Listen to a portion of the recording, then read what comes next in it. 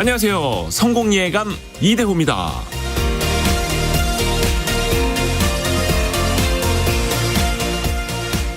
70대 이상 노인이 20대 청년보다 많은 나라, 대한민국의 모습입니다. 지난해 주민등록 인구 기준으로 70대 이상은 631만 9,402명, 20대 619만 7,400여 명을 넘어섰습니다. 건국 이래 처음 있는 일이죠. 그 1년 전까지만 해도 20대 인구가 70대 인구보다 30만 명 넘게 많았는데 1년 만에 크게 역전된 겁니다. 70대 이상 인구가 23만여 명 늘어나는 사이 20대 인구는 22만 명 정도 줄었기 때문이죠. 늙어가는 대한민국을 단적으로 보여주는 사례입니다. 지난해 기준으로 65세 이상 인구는 전체 인구의 19%를 차지했습니다. 65세 이상 인구가 20%를 넘어가면 초고령 사회로 분류되는데 올해 우리나라가 초고령 사회로 진입하는 건 자명해 보입니다. 지역별로는 이미 17개 시도 가운데 절반에 달하는 8곳이 초고령 사회에 진입했고요. 또 우리나라 인구는 지난 2020년부터 4년 연속 감소하고 있습니다. 지난해에만 0.22%, 11만 3천여 명이 줄었습니다. 이제 우리나라 주민등록 인구는 5,132만 명 수준이고요. 거꾸로 가는 대한민국, 늙어가는 한국, 브레이크는 없을까요? 성공예감 이대호입니다. 시작합니다.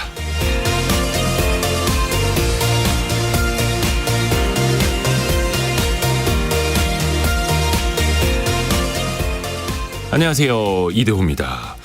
항상 인구 관련된 저출생, 저출산 고령화 뉴스 나올 때마다 답답해집니다. 빨리 좀 브레이크를 잡아야 될 텐데요.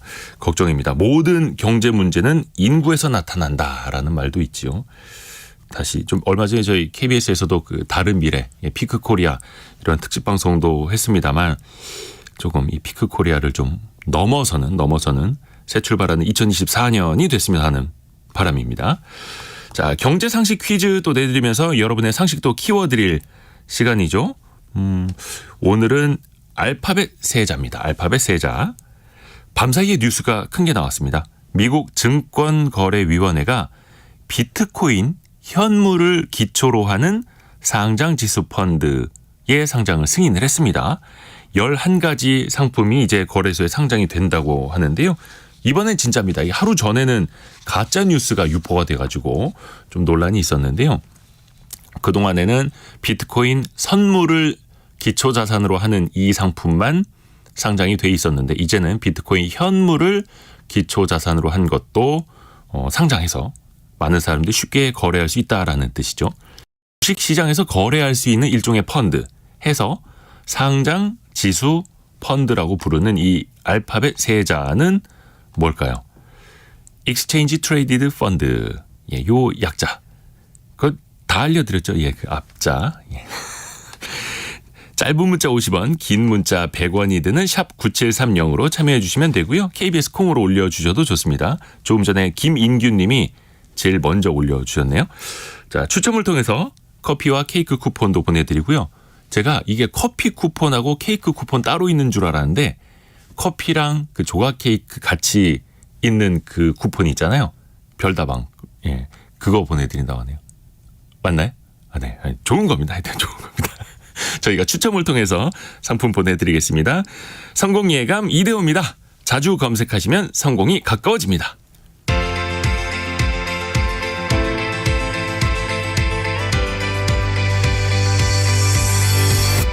KBS 1라디오 성공예감 이대호입니다. 서승범 님이 이 상품 투자하려면 교육을 수료해야 할 수 있나요? 방금 물어보셨는데 그게 레버리지 상품은 교육을 이수하셔야 됩니다. 근데 레버리지나 인버스가 아니라 그냥 한 배로 추종하는 이 상장지수 펀드는 별다른 이제 교육 없이 투자를 또 하실 수 있습니다.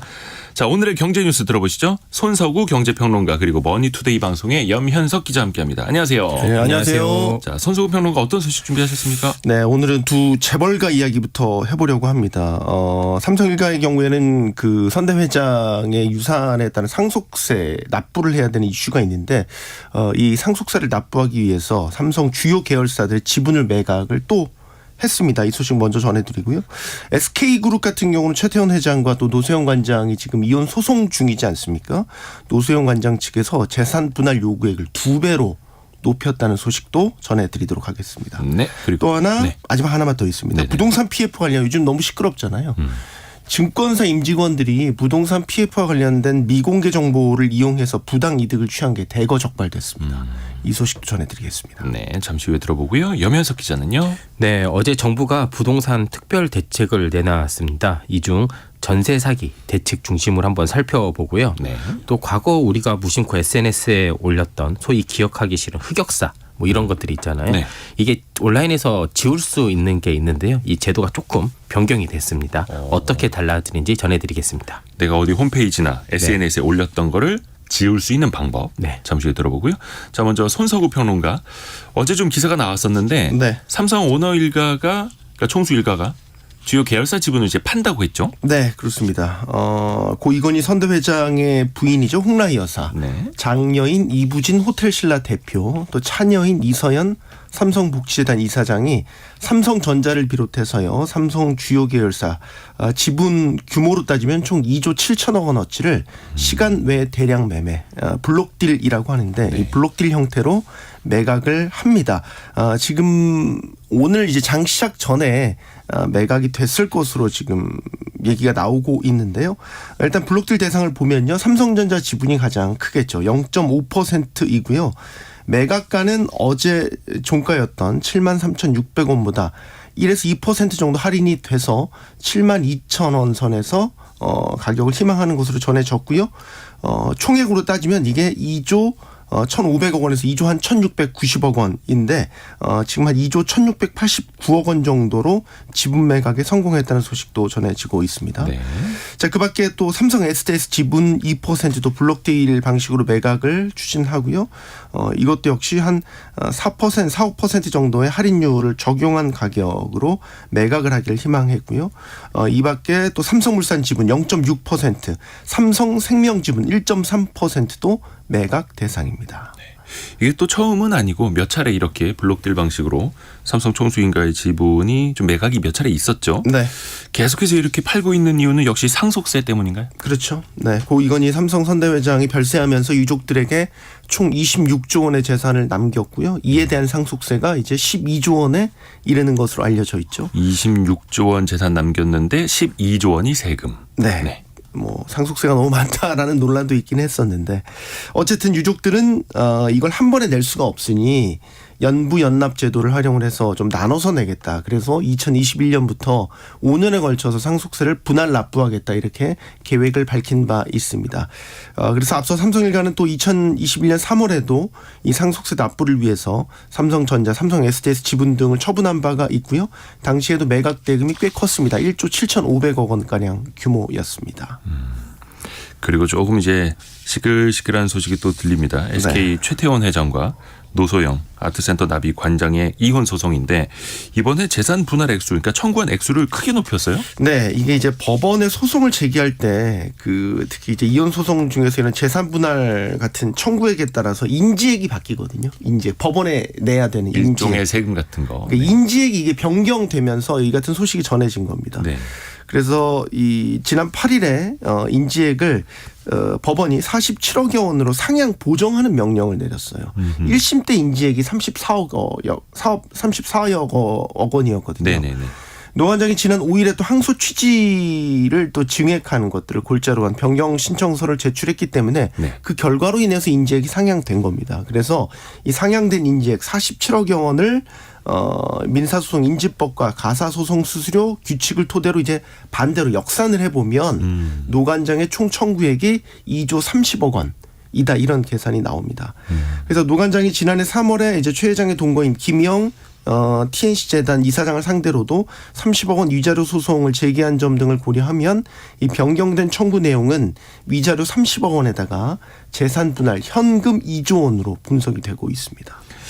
지난번에 1심 판결이 한 1년여 전에 나왔었는데 네. 그때는 노 관장한테 한 총액 666억 원 정도만 떼줘라라는 판결이 있었고 노 관장이 원했던 주식회사 SK 지주사 지분 절반 이거 달라고 했었는데 이거는 법원이 손을 안 들어줬었잖아요. 그렇죠. 그래서 노 관장의 상당히 불리한 1심 결과가 나왔었죠. 당시에 이제 구체적인 그 조건은 위자료 3억 원, 또 최 회장의 주 SK 주식 가운데 50% 등에 대한 재산 분할을 이제 그때 요청을 했었고, 네.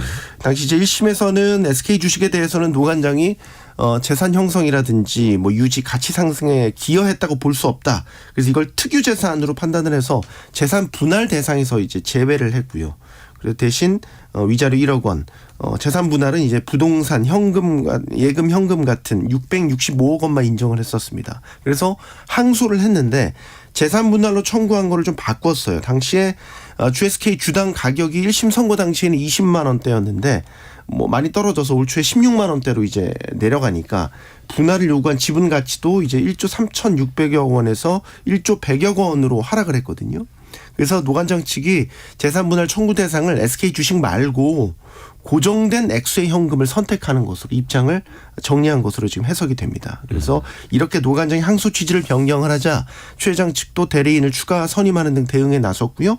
두 사람의 항소심 첫 정식 재판이 이제 오늘 오후에 열릴 예정입니다. 네. 자, 여면석 기자에게 갑니다. 네. 전세 사기 대책이 계속해서 잇따라 나오네요. 이번에도 한 가지 나왔어요, 더. 네, 그렇습니다. 정부가 이번에 발표한 대책 이름이 국민 주거 안정을 위한 주택 공급 확대 및 건설 경기 보완 방안입니다. 정책 이름이 기네요. 네. 근데 대책의 제목과 같이 가장 비중 있게 다뤄진 부분이 바로 앞에 보통 나오잖아요. 예. 바로 국민 주거 안정입니다. 주거 안정. 네.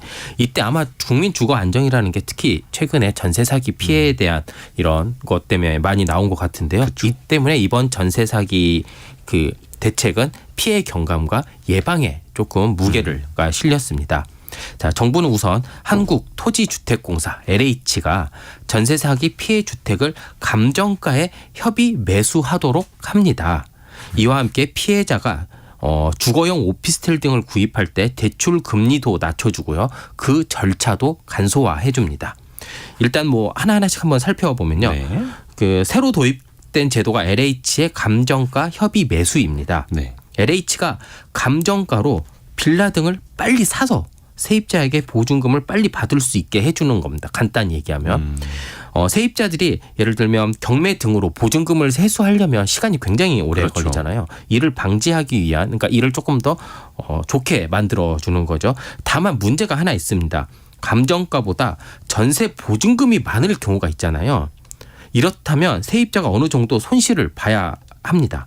그러니까 보증금을 감정가 이내로 감액 조정을 해줘야 되는데요. 네. 그리고 또 채권자가 또 많이 있을 수도 있잖아요. 전세 사기니까. 그렇죠. 그렇죠. 이러면 여러 명일 때도 그러니까 채권자들끼리 채권 조정 협의를 거쳐서요. 감정가 이내로 부채 총액을 조정을 해야 된다. 이래야지 LH가 협의 매수를 할 수가 있게 됩니다. 어찌되든 간에 전세 사기 피해를 당하신 분들이 빠르게 자기 보증금을 찾아갈 수 있게 LH가 그 빌라를 좀 더 쉽고 빠르게 살 수 있도록 네. 제도를 개선한다라는 거네요. 네. 근데 항상 그 중간에 끼어 있었던 공인중개사도 좀 문제가 된 사례가 있었잖아요. 네. 그 보완책도 나왔나요? 네, 그렇습니다. 공인중개사 잘못으로 계약 당사자가 피해를 봤다면 한국공인중개사협회나 보증보험회사가 중개사 대신 피해 금액 보상을 보증을 합니다.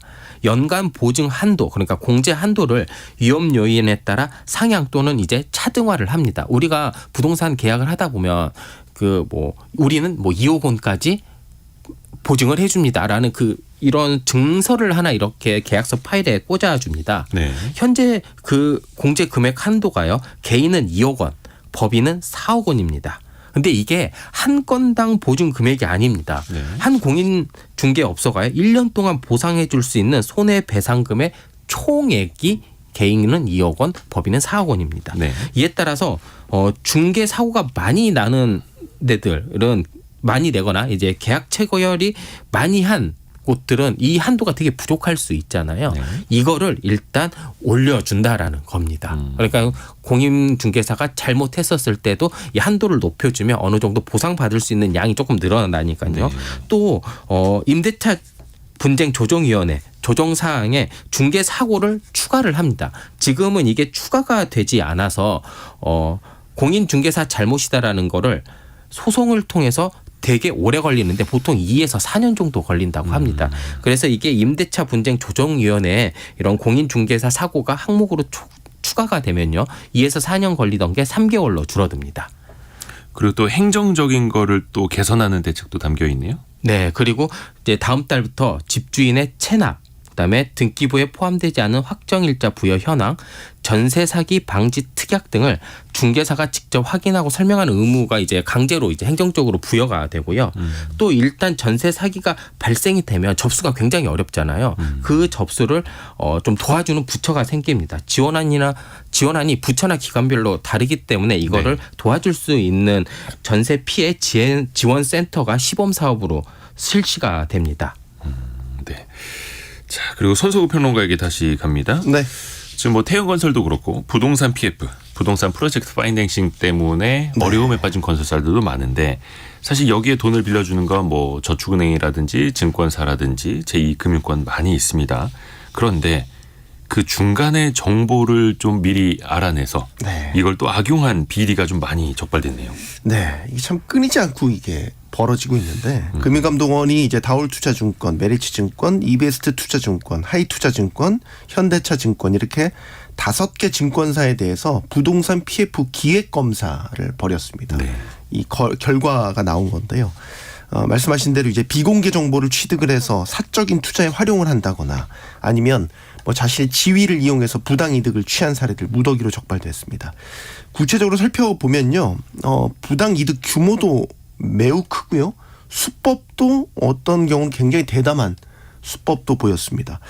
한 증권사 임원은 토지계약금 대출이나 불이익질원, 본 PF 이런 것들을 이제 주선하는 것들을 수행하는 그런 임원인데 여기에서 취득한 정보를 이용해서 자신이 지배하는 법인을 통해서 그 시행사 최대 주주가 발행한 CB 즉 전환사채를 좀 싸게 사들입니다. 수천만 원에 사들이고 이 전환사채를요 대출금을 실제 이제 집행이 돼서 받아간 용역사에 비싸게 네. 팔아 넘기는 건 500억 원에 팔아 넘긴 겁니다. 그러니까 수천만 원에 사들이고 500억 원에 팔았으니까 사실상 거의 다 부당 이득을 취한 셈이죠. 네. 500억 원 거의 다 부당 이득 셈이죠. 어마어마하네요.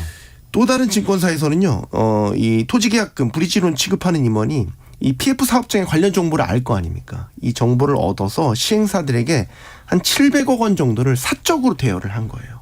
그리고 대여를 해줬으니까 여기에 따른 수수료라든지 이자 등의 명목으로 40억 원을 개인적으로 받은 사례도 적발이 됐고요. 또 이제 증권사 내부 통제가 좀 취약해서 벌어지는 일도 있었는데 예를 들면 심사하거나 승인받지 않은 차주에 대해서 PF 대출이 실행된다라거나 원래 이제 누구한테 PF 대출이 나간다라는 게 이제 정해져 있을 거 아니에요. 네. 근데 나중에 실제 받은 차주는 다른 차주인 거예요. 이런데도 그냥 PF 대출이 실행됐다거나 아니면은 채무 보증을 의무적으로 이행해야 되는 케이스가 있는데 이거를 이제 SPC를 별도로 만들어서 SPC 간의 자금을 임의적으로 대차하는 사례들 이런 경우도 적발이 됐습니다. 이런 것들은 내부 통제가 좀 잘 안 돼서 벌어진 비리로 볼 수 있겠습니다. 그러니까 임직원 개개인의 일탈부터 증권사 내의 구조적인 문제까지 네. 총체적인 좀 문제가 있었네요. 왜 이런 문제가 끊이지 않고 발생할까요? 이 증권사가 부동산 PF 대출을 집행하는 과정에서 중간자적인 역할이에요. 그러니까 네. 시행사가 이제 PF 대출을 받기 위해서 신청을 하는데 이 PF 대출 기간을 주선해 주는 게 보통 증권사입니다. 네. 중간에 있는 거죠. 그리고 또 PF 구조를 어떻게 짤까 이런 것들을 자문도 해주거든요. 그러니까 그 중간에서 사실 이런 비공개 정보를 얻기가 어렵지 않습니다. 네. 마음 먹으면 얼마든지 얻을 수 있고요. 그래서 이제 PF 대출을 받아야 하는 시행사들에게는 대출을 주선해 주는 입장이니까 때로는요 증권사가 직접 스스로 투자자로 나서기도 합니다. 대출에 참여하기도 한다라는 거죠. 그래서 일종의 갑노릇을 할 수 있는 위치에 있는 거죠. 그래서 이렇게 비공개 정보를 이용한 비리나 부당이득을 취하는 증권사 임직원들이 끊이지 않고 나오고 있다 이렇게 볼 수 있겠고요. 더 구조적으로 보면 이렇습니다. 우리나라의 대다수 건설 프로젝트가 사실 전 과정에 걸쳐서 PF 대출 의존도가 너무 높아요. 이런 구조적인 취약점을 갖고 있는 것도 이런 비리가 발생하는 근본적인 원인으로 꼽을 수 있겠습니다. 그리고 또 이런 미공개 정보를 이용해서 개인적으로 큰 이득을 얻어도 처벌이 약하니까 뭐 수백억 벌고 조금 처벌받고. 네, 뭐 이런 말들이 있는. 네, 한번 정말로 어떤 분들 뭐 감옥 갔다 올 각오를 하고 비리를 저지르는 분들도 있다. 뭐 이런 얘기들도 돌잖아요. 그러니까 그래서 미국처럼 진짜 막 수십 년, 뭐 100년형, 200년형 뭐 징벌적으로 아주 네, 네. 나와야 됩니다. 자, 그리고 염현석 기자에게 갑니다. 네. 아까 인터넷에 무심코 올렸던 글. 네. 근데 이제 나 이거 옛날 사진 너무 창피하고 옛날에 올렸던 글들 네. 좀 지우고 싶어. 한데 이게 못 지우는 경우 많잖아요. 맞습니다. 온라인에 무심코 자기 이름 한번 입력해 보면 예전에 썼던 글이나 영상, 사진이 검색이 되는 경우들이 있습니다. 특히 이제 성함 특이하신 분들은 더 그렇죠. 네, 저도 있습니다. 근데 영구 삭제하고 싶잖아요. 네. 이거 진짜 지워버리고 싶은데 이게 생각처럼 잘 안 됩니다. 일단 아이디 비번이 기억이 안 납니다. 그렇죠. 내가 여기 이런 데 사이트를 가입을 했나? 그리고 찾으려고 하면 핸드폰 번호가 바뀌어서 찾을 방법도 없습니다. 인증도 안 되고. 네. 그러면 이거를 어떻게 해야 되나? 근데 이거를 해주는 서비스가 있습니다. 바로 지우개 서비스라는 겁니다. 이게 뭐 민간 서비스인가요? 아니면 이게 개인정보위원회라고 해서요. 작년부터 시범적으로 운영되고 있는 사업인데요. 정부에서 만든 네. 개인정보위원회. 네. 이 시범 사업이요. 올해 조금 더 확대가 됩니다. 네. 신청 연령이 기존에는 24세 이하만 신청을 할 수 있었습니다. 근데 이게 30세 미만으로 확대가 됩니다. 그리고 언제 이게 온라인에 올렸는지 이 나이도 중요한데요. 그 전에는 작성 시기가 18세 미만만 됐었는데 이제 19세 미만까지로 늘어납니다. 그러니까 내가 30세 미만이고 30세 미만인데 19세 이전에 작성했던 온라인 작성물은 삭제를 할 수 있게 됩니다. 저 그러니까 같은 40대는 그럼 하고 싶으면 못합니다 일단. 그래요? 네. 더 확대되는 거 아니에요? 저도 지우고 싶은. 너무 오래돼서 없어졌을 수도 있는데요. 이거 좀 순차적으로 확대되겠네요. 네, 그래서 개인정보위가 여기에서 이제 발표를 한 게 좀 이런 불만들이 있을 수 있잖아요. 서비스 이용 대상을 이렇게만 확대를 해도 기존보다 대상이 300만 명 가량 늘어나게 된다고 합니다. 일단은 이거를 서비스를 이용해 본 사람들이 있을 거고 네. 그들의 좀 만족도는 어땠을까요? 뭐 만족도가 일단 좀 높다라고 나왔다고 합니다. 개인정보위는 일단 지우개 서비스 시범 운영을 성과를 한번 분석을 해봤다라고 합니다. 그리고 그 분석 결과를 전문가 그리고 이용자들의 의견 등을 반영을 했는데요. 네. 지난 8개월 동안 접수된 건이 한 1만 건 정도가 됐다고 합니다. 16세에서 18세 그리고 15세 이하가 전체 신청자들의 3분의 2 이상입니다. 주로 중고등학생이 서비스를 많이 이용했다라는 거고요. 성인들은 19세에서 24세가 30% 정도 됐는데 이거 다 합치면 24세 미만이 사실상 거의 100%였다고 합니다.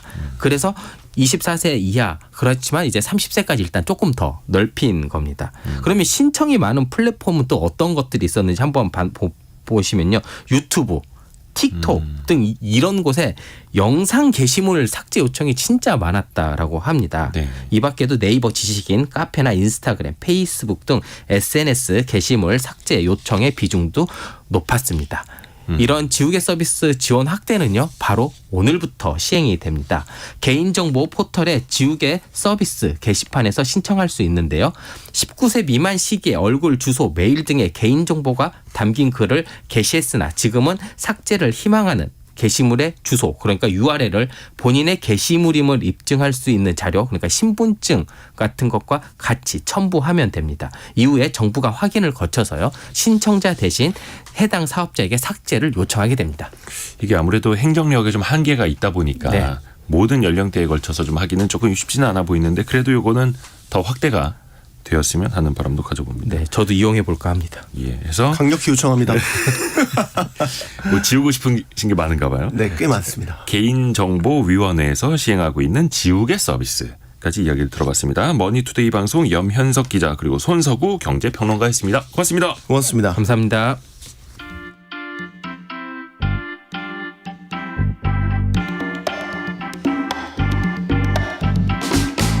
지금 여러분께서는 KBS 일라디오 성공예감 이대호입니다를 듣고 계십니다. 참여해주신 여러분께는 추첨을 통해 아름다운 식탁 창조 주비푸드에서 자연에서 갈아 만든 생와사비를, 쉽고 빠른 판촉물 제작 시너지 기프트에서 LED 무드 등 스탠드를, 그리고 성공예감에서 준비한 커피 쿠폰을 보내드립니다. 당첨자는 성공예감 이데오입니다. 홈페이지에서 확인하세요. 경제상식 퀴즈 한 번 더 내드리겠습니다. 펀드와 주식의 장점을 합한 이 상품이죠. 상장지수 펀드라고도 하는데 그 알파벳 세자를 맞춰주시면 됩니다. 이걸 저희가 오늘 퀴즈로 내드리는 이유는요. 밤사이에 미국 증권거래위원회가 비트코인 현물을 기초자산으로 한 이것의 상장을 승인했기 때문인데요. 미국에서 무려 11개 상품이 상장될 예정이라고 합니다. 그러니까 뭐 세계 최대의 자산운용사라고 하죠. 블랙록을 비롯해서 여러 자산운용사들이 야 이거 돈 된다. 이 상품 만들어서 상장시키면 사람들이 이거 많이 살 거야. 많이 거래하면 우리 회사에 돈이 되겠지라고 하면서 11개나 이 비트코인 현물을 기초자산으로 하는 상장지수 펀드를 만들었다라는 겁니다. 그 상장지수 펀드 알파벳 세자를 맞춰주시면 됩니다. 정말 많이들 맞춰주고 계시는데요. 6823님이 지금 엄청 물려있는데 탈출하고 싶어요 유유라고 보내주셨고요. 아 마음이 아픕니다. 예, 그리고 안귀영님은 경제상식이 쑥쑥 자라서 쑥을 안 캐도 되는 성공예감이라고. 고맙습니다. 고맙습니다. 그리고 코인 투자를 하셨던 분 같은데요. 91155님이 코인으로 마이너스 99%를 기록했던 청취자입니다. 눈물을 뚝뚝 흘리면서 정리했더니만 오르네요. 저는 간이 작아서 못하겠어요 라고 해주셨고요. 손진향님은 저도 지금 공부를 하고 있는데 이 상장지수 펀드 관련해서 머리가 지끈거려요 라고 해주셨습니다. 근데 사실 머리가 지끈거리는 게 정상입니다. 예. 간이 작아서 못하겠다라고 하는 건 뭔가 내가 마음으로 이걸 배팅하겠다라는 거잖아요. 근데 투자는 가슴으로 간으로 하는 게 아니고요. 용기로 하는 게 아니라 머리로 분석으로 하는 겁니다. 확률로 투자를 하는 거죠. 그래서 투자할 때 머리가 아프면 정상, 마음이 흔들리거나 가슴이 떨리면은 그거는 좀 비정상. 저는 개인적으로 그렇게 가치 투자를 또 정의하기도 합니다. 좀 잔소리가 있었는데요. 죄송합니다. 자, 여러분이 생각하시는 정답 짧은 문자 50원, 긴 문자 100원이 드는 샵 9730이나 KBS 콩으로 보내주시면 됩니다. 오늘의 움직임에 주목하고 세상의 흐름을 놓치지 않습니다. 여러분의 내일을 응원하며 성공의 열쇠를 함께 찾아갑니다. 성공예감 이대호입니다. 아파트마다 자랑거리가 있죠. 그 입구에 항상 뭐 살기 좋은 아파트 상 받았다 이런 거 내걸기도 하고, 또 하나 재건축 확정, 안전진단 통과. 이게 참 웃어야 될지 울어야 될지 아파트 앞에 써붙이는 게 일종의 자랑거리가 되기도 하는 그런 우리나라의 모습인데요. 최근에 윤 대통령이 30년 이상 된 노후 아파트는 안전진단 없이 재건축을 할 수 있게 하겠다라고 공언을 했습니다. 과연 부동산 시장에는 어떤 영향이 있을지 살펴보시죠. 도시와 경제 송승현 대표 연결해서 들어봅니다. 안녕하세요. 네, 안녕하세요. 예, 반갑습니다. 우선 현재 그 재건축을 할 수 있는 그 기준이 굉장히 복잡하죠. 네. 보통 이제 그 재건축을 하기 위해서는 정비 계획이라는 걸 수립을 합니다. 우리가 어떤 식으로 이제 계획을 하겠다라는 것들을 수립을 하고요. 그 다음에 안전진단을 해서 이 건물이 노후가 되고 있는지 문제가 있는지 검사를 하는 그런 상황이거든요. 일반적으로 보면은 이제 첫 관문이라고도 평가를 받는데, 이게 그 대통령 당선인이 후보 시절 공약한 그때 당시 했을 때 안전 가중치라는 걸 한 50% 정도로 뒀는데 한 30% 정도로 낮춘 그런 상황이에요. 그렇게 네. 된다면 안전진단이 통과가 되면 이곳이 이제 정비 구역으로 지정이 되고, 그러면은 그 재건축을 할 수 있게 조합들을 설립을 합니다. 그리고 조합이 설립이 되고 나서는 시공사를 선정을 하고 또 사업을 시행을 할 수 있다라는 인가를 받고요. 그다음에 관리 처분에 대한 그 계획을 맞춰서 네. 이제 뭐 전반적인 수익성들을 검토를 하고요. 그다음에 일반 분양을 한 다음에 준공을 하고 입주하고 이주한 다음에 청산하는 그런 구조라고 볼 수 있을 것 같아요. 그래서 현재 네.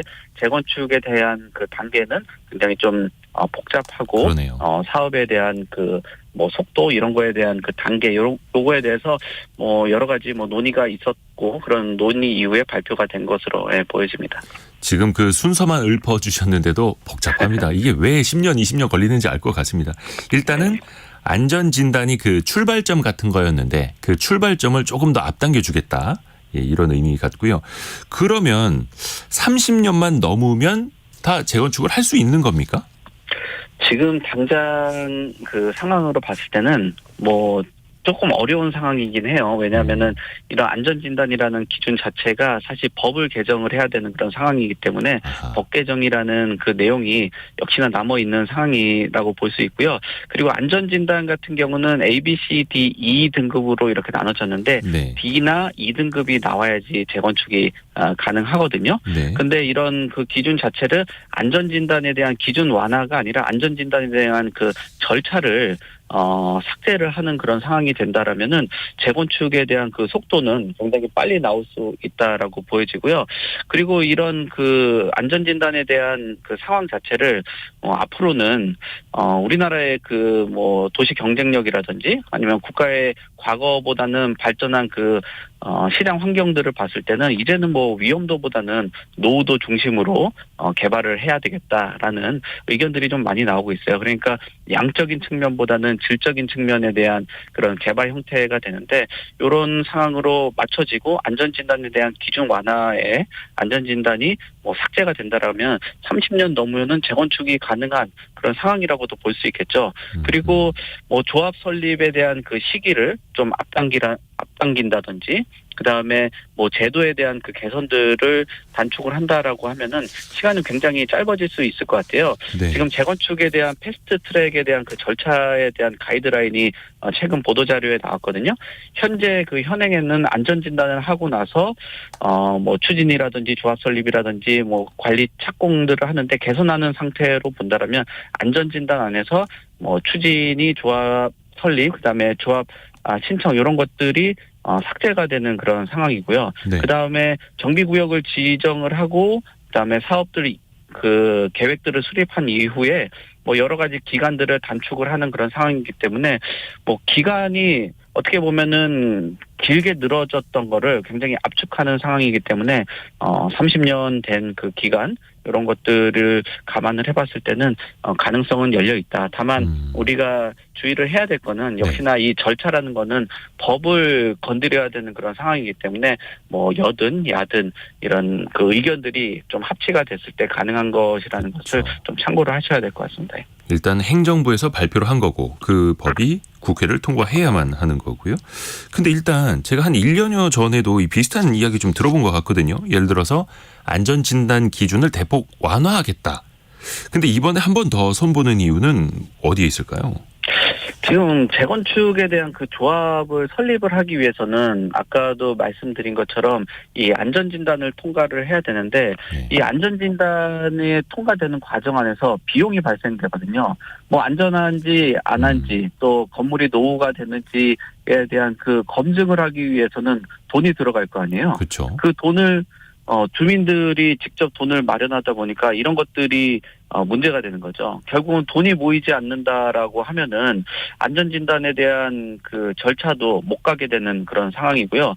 그리고 정부의 부동산 정책 기조 자체가 이런 뭐 안전에 대한 부분보다는 주거에 대한 질 상향 그다음에 사실 안전 부분 외적으로도 뭐 배관이 좀 노후가 됐다든지 주차에 대한 시설 뭐 이런 것들도 중요한 그런 상황이 되기 때문에 기준에 대한 그 대폭 낮췄다라고 해도 결국은 비용적인 측면들 뭐 이런 부분들을 같이 그 검토를 해야 되는데 안전진단 상황에서 들어가는 비용이 많이 늘어나다 보니까 요 부분들에 대해서 한 번 더 손을 보고 이 손을 본 상태가 만약에 잘 통과가 된다라고 하면은 아무래도 비용적인 부분, 절차적인 부분들이 간소화되기 때문에 비용을 낮추는 효과가 있다. 그래서 한 번 더 손을 보는 거지 않나 뭐 그렇게 보여집니다.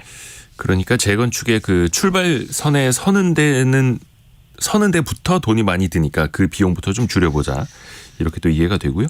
근데 결국에는 이게 사업성이 있어야지 또 재건축이 추진이 잘 될 테고 그러려면 건물을 높여줘야 하지 않습니까? 용적률을 높여야 될 텐데 그러면 또 당연히 따라붙는 논란들이 닭장 아파트가 된다.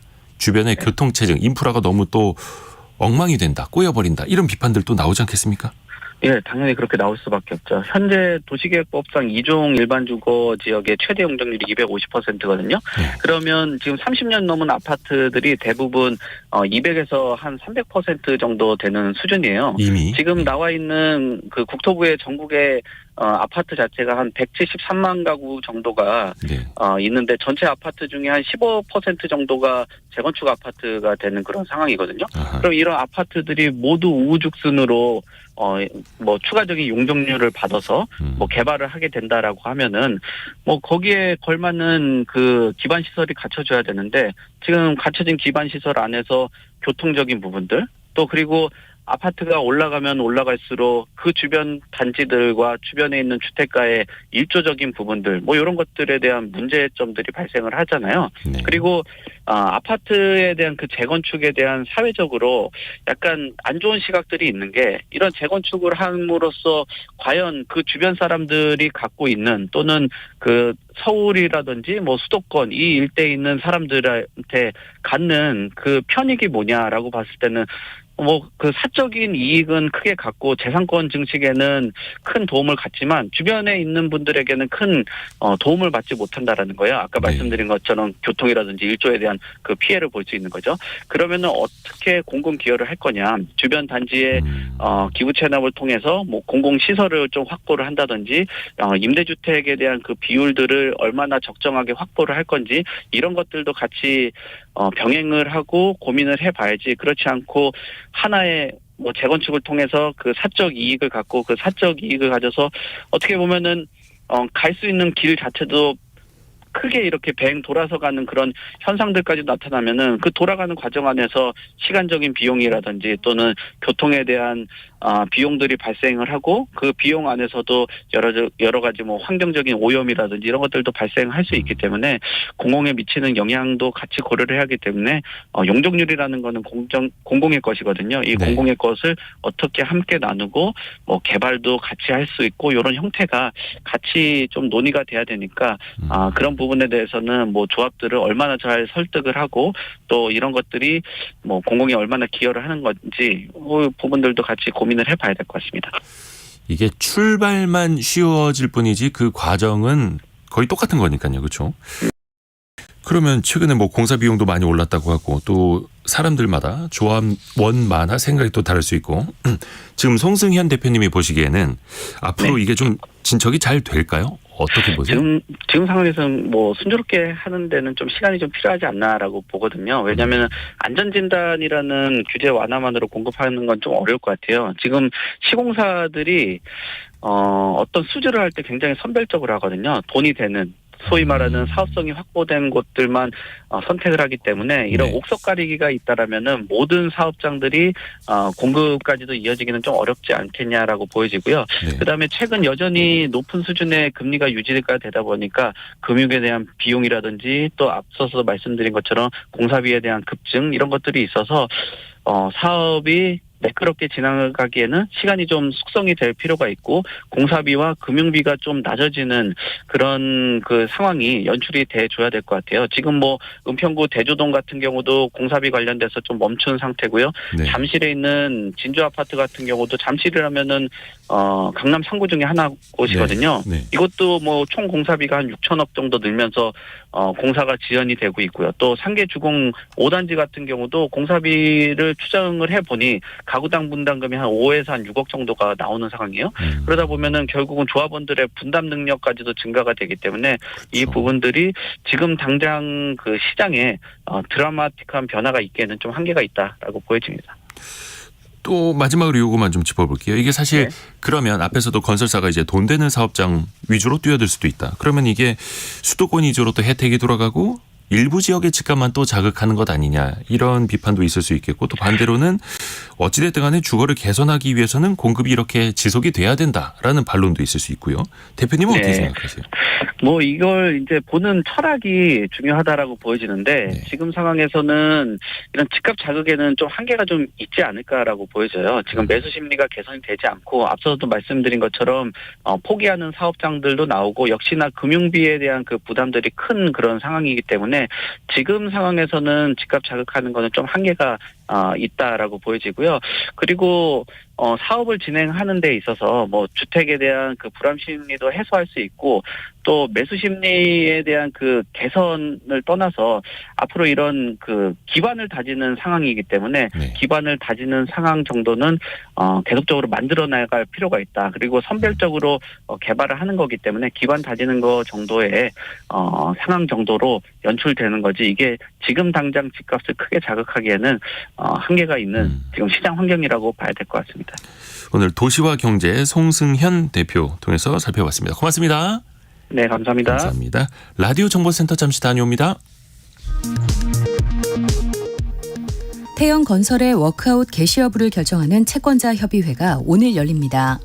협의회는 서면 결의 형식으로 진행되며 채권단 75%의 동의를 얻어야 워크아웃이 개시됩니다.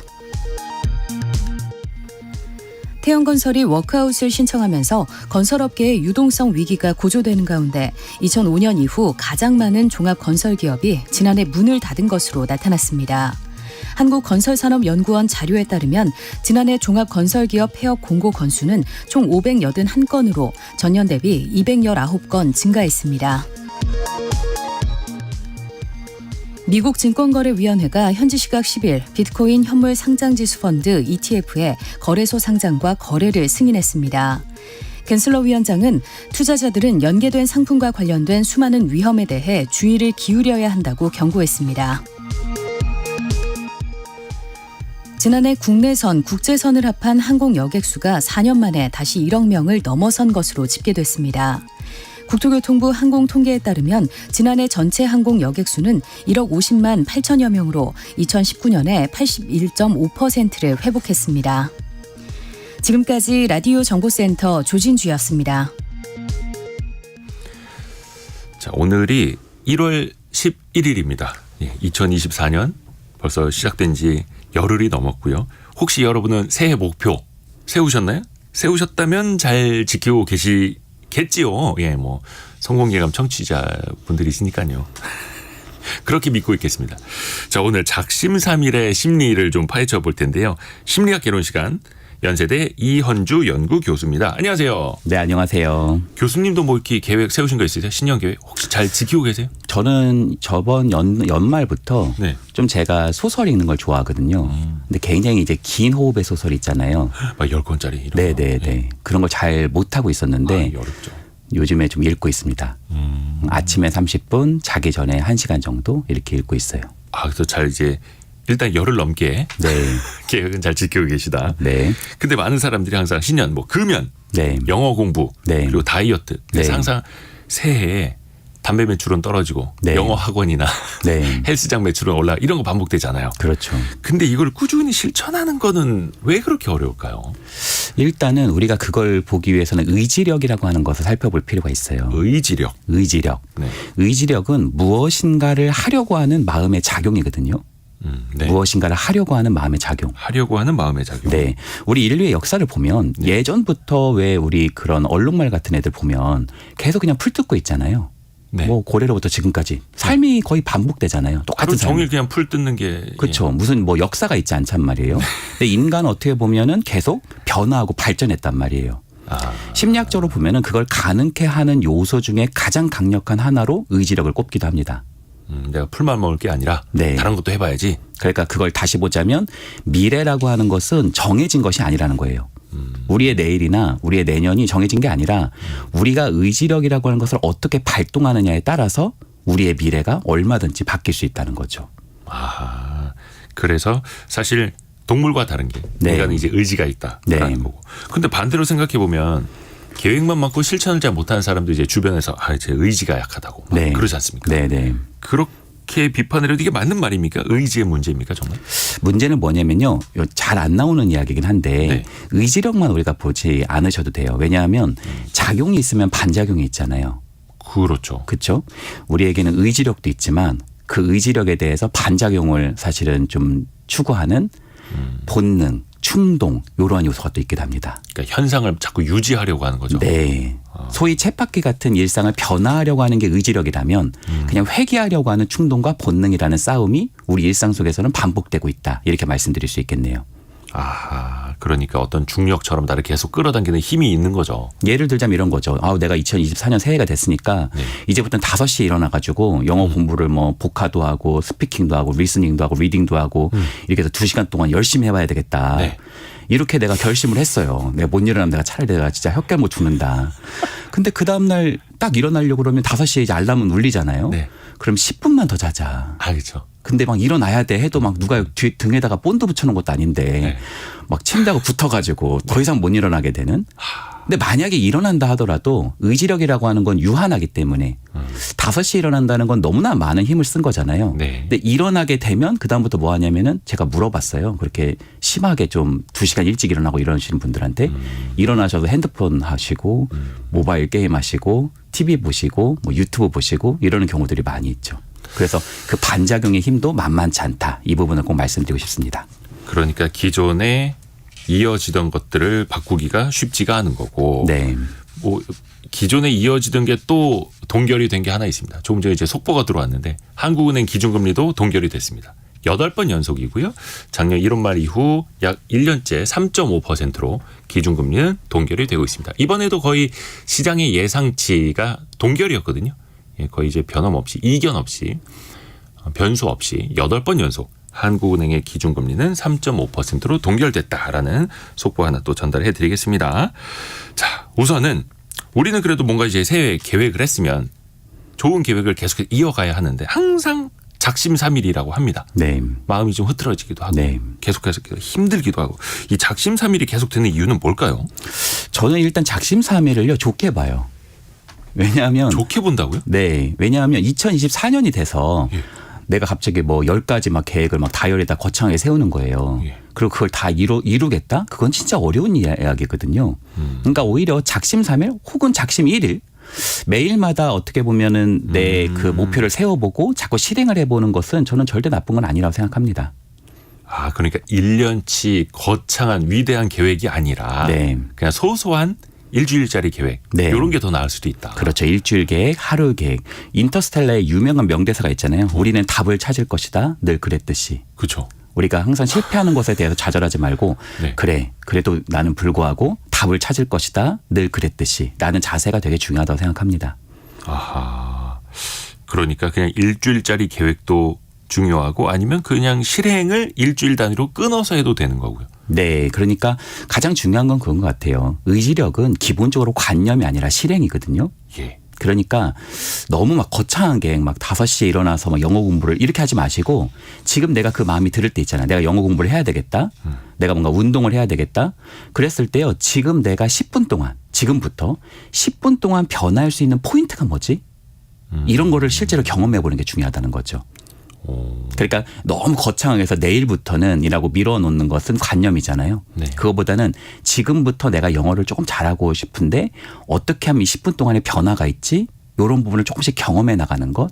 소위 작은 계획이라도 세워보시고 그것을 실행하는 것을 반복해서 지켜보는 자세. 그것이 훨씬 더 중요하다고 말씀드릴 수 있습니다. 아, 그러니까 오히려 거창한 계획보다 작은 계획, 작게 세우는 게 실행하는 데는 더 도움이 될 수 있다라는 거네요. 왜냐하면 의지력은 유한한 자원이기도 하지만 어떤 면에서는 의지력은 근력처럼 계속 키워지는 개념이거든요. 아, 그러니까 의지력을 실행을 함으로써 의지력이 계속 키워지기도 해요. 네.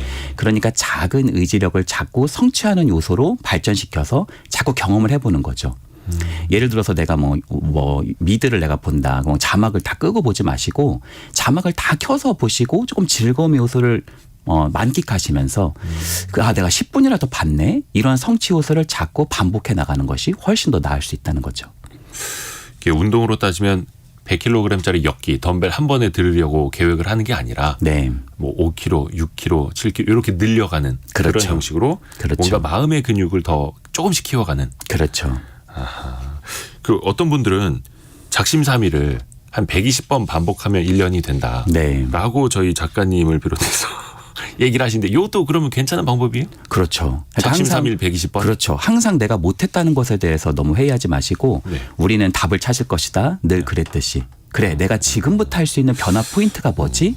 한 걸음이라도 간 것은 한 겁니다. 네. 그래서 작게라도 우리 인생에서 조금씩의 점진적인 변화가 있으면 좋다고 생각합니다. 그리고 우리 주변의 환경을 좀 바꾸는 것도 중요하다고 네. 하던데 아까 잠깐 우리 침대에 본드가 붙어 있는 것 같다라는 네. 말씀해 주셨습니다만 여러분 모두 다 침대에 다들 본드가 붙어 있지 않습니까? 이불과 한 몸인 것 같고. 네. 이 환경은 어떻게 바꿔가면 좋을까요? 일단은요, 일어날 수밖에 없는 환경을 나한테 조성해 주는 것도 되게 중요해요. 예를 들자면 네. 알람 시계를 핸드폰에다가 뒀으면 내가 맨날 끄고 자는 거를 내가 잘 알잖아요. 그죠. 옆에 놓으면 끄고 자죠. 그렇죠. 그럼 내가 알람 시계를 조금 1m 거리라도 두는 거죠. 목욕탕에 두는 거죠. 화장실에 두는 거죠. 그 옆에 물이라도 떠놓고 자는 겁니다. 그럼 알람 시계를 끄고 물을 한 모금 들이키면은 조금 잠이 깨죠. 앞에 세면대가 있으면은 잠깐 눈이라도 이렇게 촉촉 우리가 바르면 눈이 조금 떠지죠. 이런 환경을 조성해 주는 것. 그건 그 전날 할 수 있잖아요. 알람 시계 옆에 물잔을 두고 네. 알람 끄려다가 이제 물잔 엎으면 잠이 확 깰 테고. 아, 그런 장치. 네. 또 어떤 게 있을까요? 두 번째는 내가 영어를 잘한다. 내가 무엇인가에 내 생활에 어떤 변화 포인트가 필요하다. 내가 운동을 좀 해보고 싶다. 그러면 그것을 하고 있는 공동체에 내가 좀 참여해 보는 것도 큰 도움이 됩니다. 아, 같이 그러니까, 하는 거. 그렇죠. 그러니까 혼자서 내가 뭔가 영어 공부를 한다. 엄청난 의지력이 필요하거든요. 근데 같이 하면 굉장히 의지력을 많이 쏟지 않으면서도 함께 할 수 있는 동력이 형성된다. 이렇게도 말씀드릴 수 있겠네요. 발표해야 되니까. 네. 창피해서라도 더 준비하게 되고. 네. 오호. 약간 이게 어렵지는 않은 겁니다. 네. 너무 어렵게 생각할 필요 없이 작은 것부터 내 주변부터 하나하나씩 바꿔나가는 거. 네. 그래서 이제 작심삼일 뭐 이게 굳이 뭐 나쁜 말도 아니고 네. 우리가 하던 것처럼 조금씩 나를 이제 개선해 나가는 그런 여러분이 좀 되시길 바라면서 작심삼일의 심리를 들어봤습니다. 연세대학교 이헌주 연구교수였습니다. 고맙습니다. 네, 감사합니다. 감사합니다. 저희가 2부에서는요. 요즘에 이제 금리가 내려온다 하면서 여러 가지 투자에도 좀 관심들 많이들 가지시더라고요. 뭐 비트코인 ETF 이야기도 좀 전해드렸었고 미술품 투자도 우리가 배워보는 시간 2부에 재밌게 한번 다뤄보겠습니다. 잠시 뉴스 들으시고요. 10시 5분에 다시 돌아오겠습니다.